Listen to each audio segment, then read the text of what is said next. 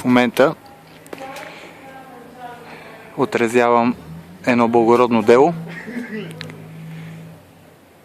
Исмаил и Чичо Митко ще премахнат един клон, който създаде доста происшествия.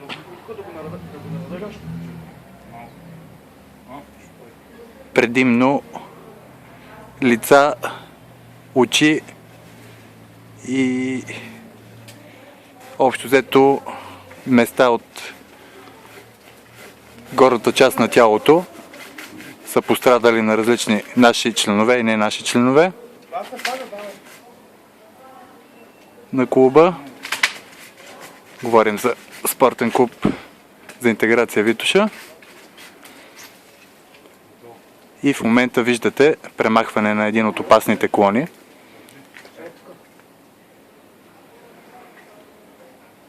Защото смятам, че те са приели твърде при сърце да превърнат тази пътечка в едно по-безопасно място. И мисля, че ще премахнат и други опасни за очите и други части от лицето.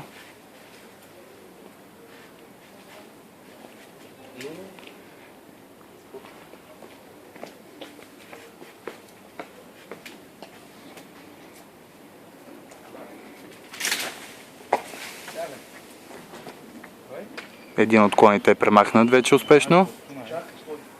Ето, вижте. Да, това е клона, който не е точно убиец, но създава доста неприятни происшествия. Има вече няколко пострадали. Макар и не фатално, но защо трябва да се чака да се случи нещо наистина необратимо, за да се вземат мерки. Ето го! Това е кукито! Дай назад! Ето, чувате и автентичен коментар от самия господин Исмаил. Той самия е един от пострадалите. В момента се заемат с друг опасен клон. И мисля, че той е обречен.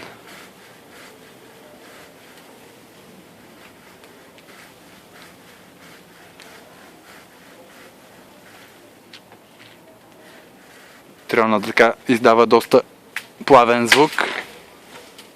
Чува се едно пукане.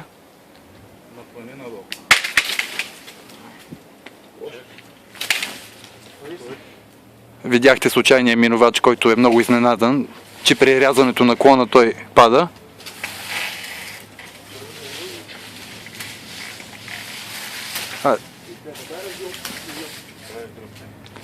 Аз мисля, че господин Исмаил прилага и техники от джудото.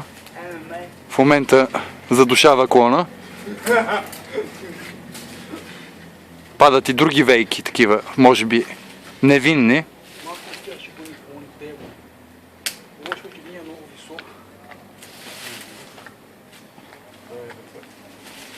И мисля, че настоящия репортаж ще стане един от най-гледаните в YouTube. Поздрави на общината. Чакаме си надницата. Господин Стоянов се обръща към местната власт.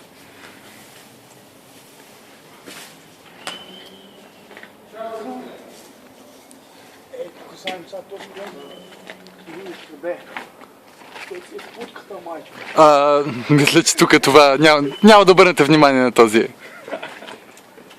коментар или то не е коментар, то е по-скоро необмислено изказване. Не като Quake. Трябва да върне да играем Quake. Са няколко, той е най-нисък. Няколко са опасните клони, наистина. Господин Салих е прав. Клечки са сухи са. Сухи малко има. Гледайте това колко е ниско. Доста ниско. В момента господин Салих изпълва камерата. Да. Той самия беше възмутен, че заради една неокастрена джанка ще си провали спортната кариера. Заради една неокастрена зелена джанка.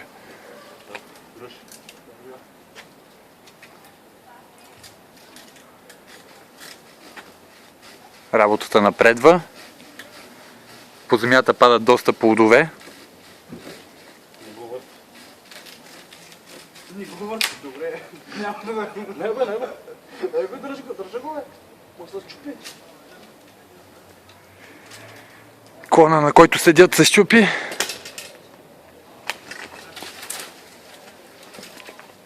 чакай. Чакай, той. Аз не им се меся в творческата дейност, само коментирам за камерата и отразявам техния труд, достоен за уважение. Защото от няколко години тези клони са опасни, но тази година вече наистина почнаха да причиняват и инциденти, происшествия, както и да го наречеме.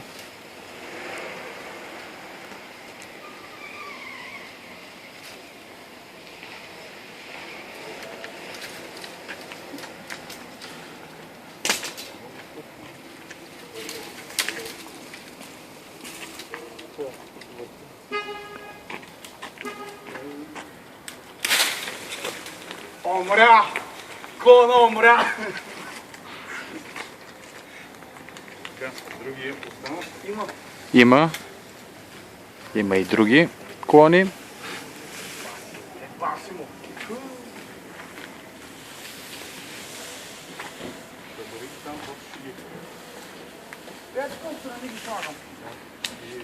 Господин Салих ги трупа на купчина, може би ще си направи къщичка от тях.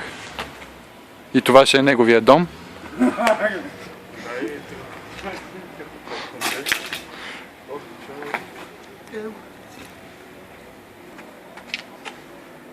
Заповядайте.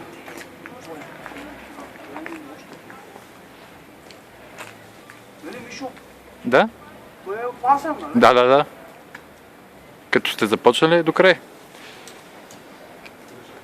Защото има опасност някой да се успокои, че са отпаднали по-главните клони и пак да се получи.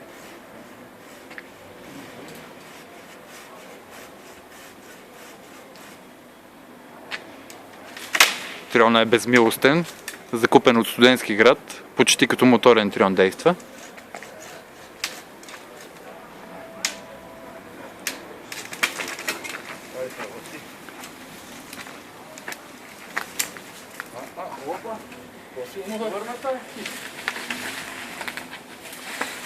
Не искате да резнете още малко?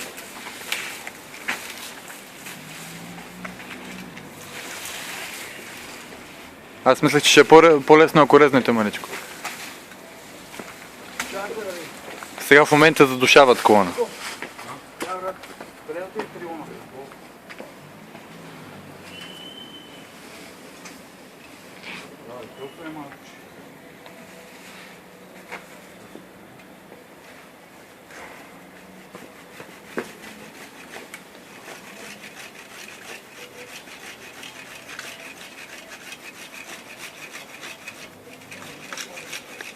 Виждате нов вид на рязане по дължина.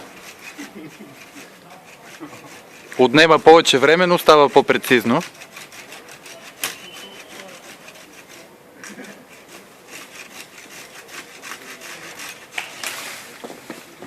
Обрязан го! Аз ще прекъсна за мъничко репортажа и ще започна нов, тъй като ще стане прекалено обемен клипа и няма да я гледаем. За сега толкова от обекта и след мъничко очаквайте продължение. Благодаря.